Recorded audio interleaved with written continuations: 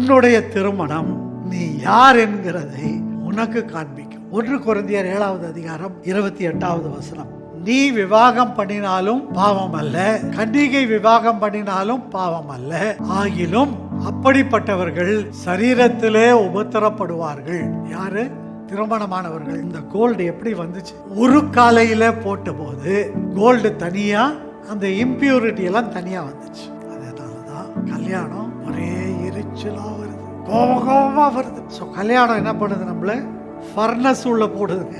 சொல்லுங்க, என்னுடைய குடும்பம் உண்மையான விசுவாச குடும்பமாய் இருக்க வேண்டும் என்றால் நிச்சயமாகவே என்னை மாறுதலுக்குள்ளாய் ஒப்பு கொடுக்க தாழ்த்தி கர்த்தருடைய சன்னிதானத்தில் வைக்கிறேன். நம்ம எப்படி நம்முடைய குடும்பத்தை நம்ம நடத்தணும்னா அன்பினாலே சத்தியத்தை சொல்ல வேண்டும். ஒரு காரியத்தில் ஹர்ட் ஆயிட்டோம், அப்போ அதை குறித்து நம்முடைய கணவன் கிட்டயோ மனைவி கிட்டயோ பேசணும். ஆனா நம்ம செய்ய வேண்டிய முதல் காரியம் மன்னிப்பு.